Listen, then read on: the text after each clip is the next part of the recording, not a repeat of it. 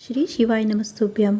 नमस्कार दोस्तों, आज की कथा में मैं आपको शिव महापुराण कथा का अध्याय 31, 32 और 33 सुनाऊंगी। अगर आपको कथा अच्छी लगे तो वीडियो को लाइक, सब्सक्राइब और शेयर जरूर कीजिएगा। एक बार प्रेम से बोलिए हर हर महादेव। अध्याय 31। देवताओं के अनुरोध से वैष्णव ब्राह्मण के वेश में शिव जी का हिमवान के घर जाना और शिव की निंदा करके पार्वती का विवाह उनके साथ ना करने को कहना। ब्रह्मा जी कहते हैं, नारद, मीना और हिमवान की भगवान शिव के प्रति उच्च कोटि की अनवय भक्ति देख इंद्र आदि सब देवता परस्पर विचार करने लगे। तदनंतर गुरु बृहस्पति और ब्रह्मा जी की सम्मति के अनुसार सभी मुख्य देवताओं ने शिव जी के पास जाकर उनको प्रणाम किया और भी हाथ जोड़कर उनकी स्तुति करने लगे। देवता बोले, देवों के देव महादेव, करुणाकर शंकर, हम आपकी शरण में आए हैं, कृपा कीजिए। आपको नमस्कार है स्वामी। आप भक्त वत्सल होने के कारण सदा भक्तों के कार्य सिद्ध करते हैं, दीनों का उद्धार करने वाले और दया के सिंधु हैं तथा भक्तों को विपत्तियों से छुड़ाने वाले हैं। इस प्रकार महेश्वरी की स्तुति करके इंद्र सहित संपूर्ण देवताओं ने मीना और हिमवान की अनन्य शिव भक्ति के विषय में सारी बातें आदरपूर्वक बताई। देवताओं की वह बात सुनकर महेश्वर ने उनकी प्रार्थना स्वीकार कर ली और हंसते भी उन्हें आश्वासन देकर विदा किया। तब सब देवता अपना कार्य सिद्ध हुआ मानकर भगवान सदा शिव की प्रशंसा करते हुए शीघ्र अपने घर को लौटकर प्रसन्नता का अनुभव करने लगे। तदंतर भक्त वत्सल महेश्वर भगवान शंभु, जो माया के स्वामी हैं, निर्विकार चित्त से शैलराज के यहाँ गए। उस समय गिरिराज हिमवान सभा भवन में बंधु वर्ग से घिरे हुए पार्वती सहित प्रसन्नता पूर्वक बैठे थे। इसी अवसर पर वहाँ सदाशिव ने पदार्पण किया। वे हाथ में दंड, छत्र, शरीर पर दिव्य वस्त्र, ललाट में उज्ज्वल तिलक, एक हाथ में स्फटिक की माला और गले में शलग्राम धारण किए भक्ति पूर्वक हरि नाम जप कर रहे थे और देखने में साधु वेशधारी ब्राह्मण जान पड़ते थे। उन्हें आया देख सब परिवार हिमवान उठकर खड़े हो गए। उन्होंने उन अपूर्व अतिथि देवता को भूतल पर दंड के समान पड़कर भक्ति भाव से साष्टांग प्रणाम किया। देवी पार्वती ब्राह्मण रूपधारी प्राणेश्वर शिव को पहचान गई थी, अतः उन्होंने भी उनको मस्तक झुकाया और मन ही मन बड़ी प्रसन्नता के साथ उनकी स्तुति की। ब्राह्मण रूपधारी शिव ने उन सबको प्रेम पूर्वक आशीर्वाद दिया, किंतु शिवा को सबसे अधिक मनवांछित शुभ आशीर्वाद प्रदान किया। शैलाधिराज हिमवान ने बड़े आदर से उन्हें मधुपर्क आदि पूजन सामग्री भेंट की और ब्राह्मण ने बड़ी प्रसन्नता के साथ सब ग्रहण किया। तत्पश्चात गिरिश्रेष्ठ हिमाचल ने उनका कुशल समाचार पूछा। मुनि अत्यंत प्रीतिपूर्वक उन द्विजराज की विधिवत पूजा करके शैलराज ने पूछा, आप कौन हैं? तब उन ब्राह्मण शिरोमणि ने गिरिराज से शीघ्र ही आदरपूर्वक कहा। वे श्रेष्ठ ब्राह्मण बोली, गिरिश्रेष्ठ, मैं उत्तम विद्वान वैष्णव ब्राह्मण हूँ और ज्योतिषी की वृत्ति का आश्रय लेकर भूतल पर भ्रमण करता रहता हूँ। मन के समान मेरी गति है। मैं सर्वत्र जानने में समर्थ हूँ और गुरु की दी गई शक्ति से सर्वज्ञ, परोपकारी, शुद्धात्मा, दया सिंधु और विकार नाशक हूँ। मुझे ज्ञात हुआ है कि तुम अपनी इस लक्ष्मी सरीखी सुंदर रूप वाली दिव्य सुलक्षणा अपनी पुत्री को एक आश्रय रहित असंग कुरूप और गुणहीन वर महादेव जी के हाथ में देना चाहती हो। वे रुद्र देवता मरघट में वास करते, शरीर में सांप लपेटे रहते और योग साधते फिरते।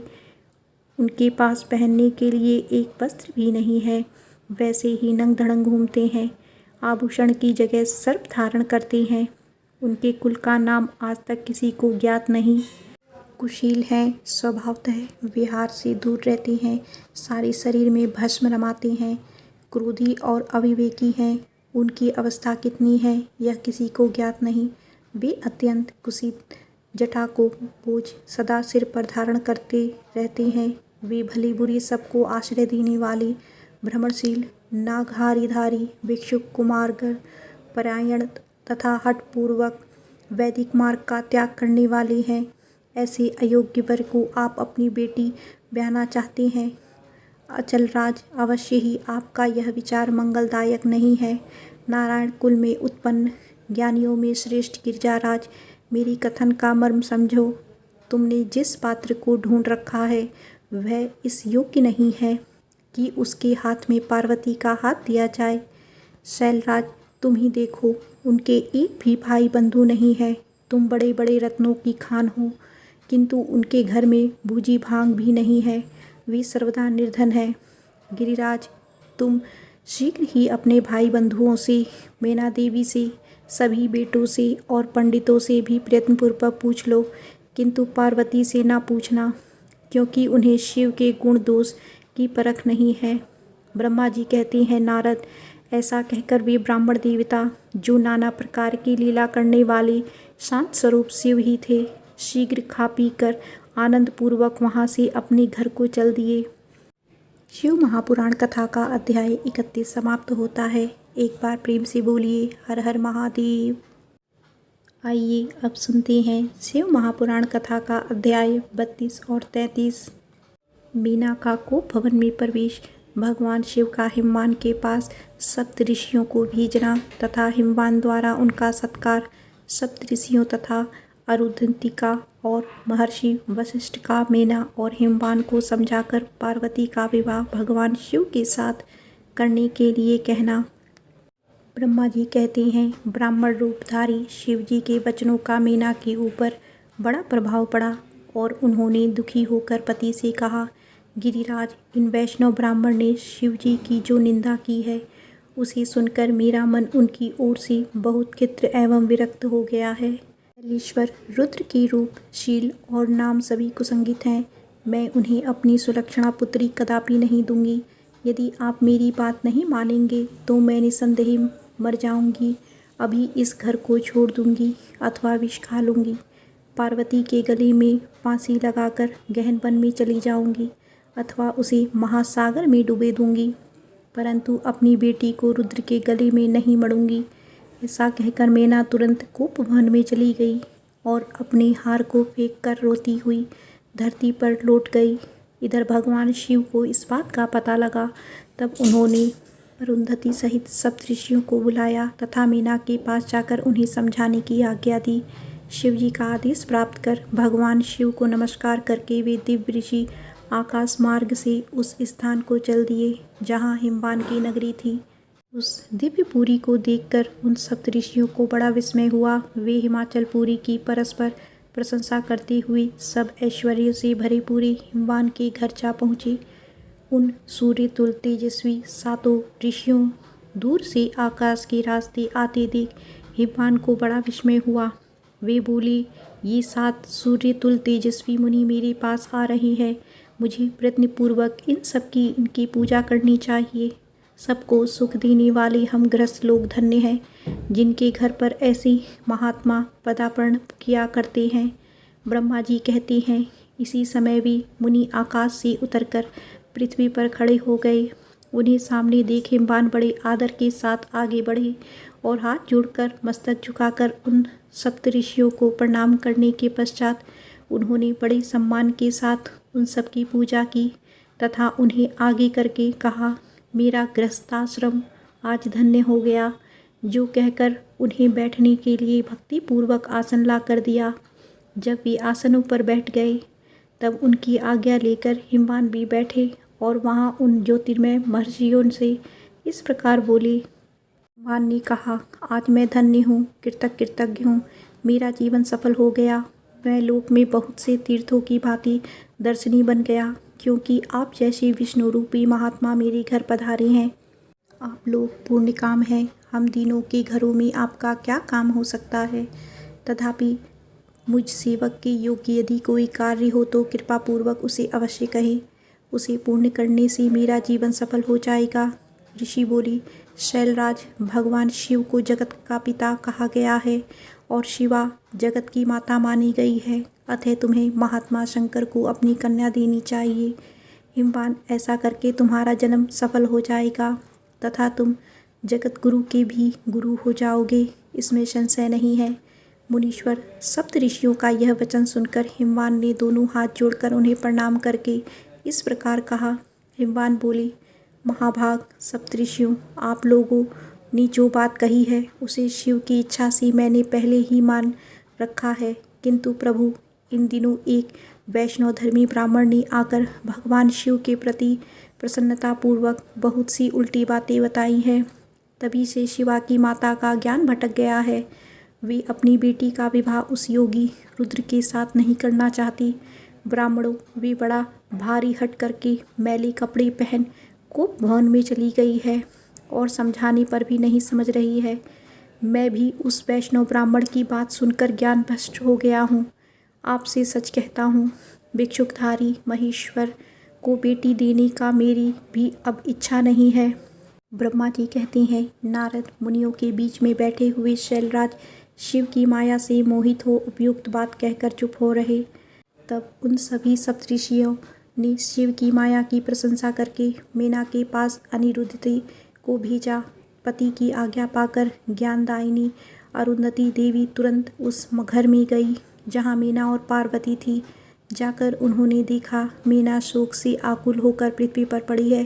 तब उन साध्वी देवी ने बड़ी सावधानी से मधुर एवं हितकार बात कही। अरुंधति बोली, साध्वी रानी मेनके, उठो, मैं अरुंधति तुम्हारे घर में आई हूँ तथा दयालु सप्तऋषि भी पधारे हैं। अरुंधति का स्वर सुनकर मेनका शीघ्र ही उठ गई और लक्ष्मी जैसी तेजस्विनी उन पतिव्रता देवी के चरणों में मस्तक रखकर बोली। मीना ने कहा, अहो, हम पुण्य जन्मा जीवों को आज यह किस पुण्य फल प्राप्त हुआ है कि हमारे इस घर में जगत श्रेष्ठा ब्रह्मा जी की पुत्र वधू और महर्षि वशिष्ठ की पत्नी पधारी हैं। देवी, आप किस लिए आई हैं यह मुझे बताइए। मैं और मेरी पुत्री आपकी दासी के समान है, आप हम सब पर कृपा कीजिए।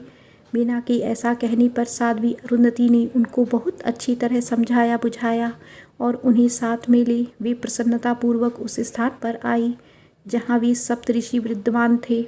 सप्तऋषिगण बातचीत में बड़े निपुण थे। उन सब ने भगवान शिव के युगल चरणा रविंद्रों के स्मरण करके शैलराज को समझाना आरंभ किया। ऋषि बोले, शैलेंद्र, हमारा शुभ कारक वचन सुनो। तुम पार्वती का विवाह शिव के साथ कर दो और संहारकर्ता रुद्र के ससुर हो जाओ। शंभु सर्वेश्वर हैं, वे किसी से याचना नहीं करते। स्वयं ब्रह्मा जी ने तारकासुर के विनाश के लिए एक वीर पुत्र उत्पन्न करके के उद्देश्य को लेकर भगवान शिव से यह प्रार्थना की है कि वे विवाह कर लें। भगवान शिव तो योगियों के शिरोमणि हैं, वे विवाह के लिए उत्सुक नहीं हैं। केवल ब्रह्मा जी की प्रार्थना से ही वे महादेव तुम्हारी कन्या का पारिग्रहण करेंगे। तुम्हारी पुत्री ने जब तपस्या की थी उस समय उनके सामने उन्होंने उससे विवाह की प्रतिज्ञा कर ली थी। इन्हीं दो कारणों से योगी राज शिव विवाह करेंगे। शिव की यह बात सुनकर हिमालय हंस पड़े और कुछ भयभीत हो विनयपूर्वक बोले। हिमालय ने कहा, मैं शिव के पास कोई राजोचित सामग्री नहीं देखता हूँ। उनका ना कोई घर है, ना ऐश्वर्य है और ना कोई स्वजन या बंधु बांधव ही है। मैं अत्यंत निर्लिप्त योगी को अपनी बेटी नहीं देना चाहता। आप लोग वेद विदाता ब्रह्मा जी के पुत्र हैं, अतः अपना निश्चित विचार कहिए। जो पिता काम से, मोह से, भय से अथवा लोभ से किसी अयोग्य वर के हाथों में अपनी कन्या दे देता है, वह मरने के बाद नरक में जाता है। अतः मैं स्वेच्छा से भगवान शूलपाणी को अपनी कन्या नहीं दूंगा। इसीलिए महर्षियों, जो उचित विधान हो उसे आप लोग कीजिए। मुनीश्वर नारद हिमाचल के इस वचन को सुनकर बातचीत करने में निपुण महर्षि वशिष्ठ ने उनसे यूँ कहा। वशिष्ठ बोले, शैलेश्वर, मेरी बात सुनो। यह सर्वथा तुम्हारे लिए हितकारक है, धर्म के अनुकूल, सत्य तथा इस लोक और परलोक में सुखदायक है। शैलराज, लोक तथा वेद में 3 प्रकार के वचन उपलब्ध होते हैं। शास्त्रज्ञ पुरुष अपनी निर्मल ज्ञान दृष्टि से उन सब प्रकार के वचनों को जानता है। एक तो वह वचन है जो तत्काल सुनने में बड़ा सुंदर लगता है, परंतु पीछे वह असत्य और अहितकारक सिद्ध होता है। ऐसा वचन बुद्धिमान शत्रु ही करता है। उसके कभी हित नहीं होता।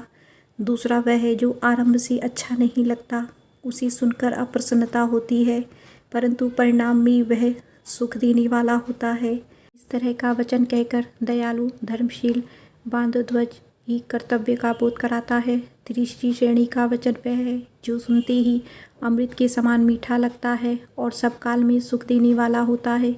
सत्य ही उसका सार होता है, इसीलिए वे हितकारक हुआ करता है। ऐसा वचन सबसे श्रेष्ठ और सबके लिए अभिष्ट है। शैलराज, इस तरह नीति शास्त्र में 3 प्रकार के वचन कहे गए हैं। इन तीनों में से तुम्हें कौन सा वचन अभिष्ट है, बताओ। मैं तुम्हारे लिए वैसा ही वचन कहूँगा। भगवान शंकर संपूर्ण देवताओं के स्वामी हैं। उनके पास बाह्य संपत्ति नहीं है। इसका कारण यह है कि उनका चित्त एकमात्र ज्ञान के सागर में मग्न रहता है। जो लौकिक बाह्य वस्तुओं की क्या इच्छा होगी। गृहस्थ पुरुष राज्य और संपत्ति से सुशोभित होने वाले वर को अपनी पुत्री देता है, क्योंकि किसी दीन दुखी को कन्या देने से पिता कन्याघाती होता है, उसी कन्या के वध का पाप लगता है। कौन जानता है कि भगवान शंकर दुखी हैं।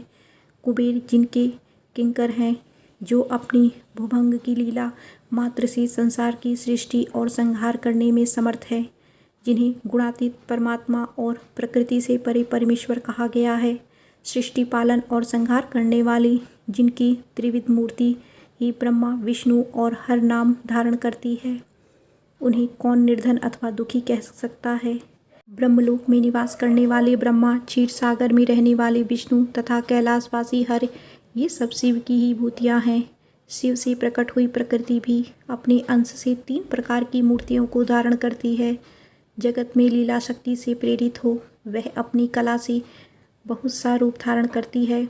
समस्त वाङ्मय की अधिदात्री देवी वाणी उनके मुख से प्रकट हुई है और सर्वमय रूपिणी लक्ष्मी वक्ष स्थल से आभूत हुई हैं तथा शिवा ने देवताओं के एकत्र हुए तेज से अपने को प्रकट किया है और समस्त दानवों का वध करके देवताओं को स्वर्ग की लक्ष्मी प्रदान की है।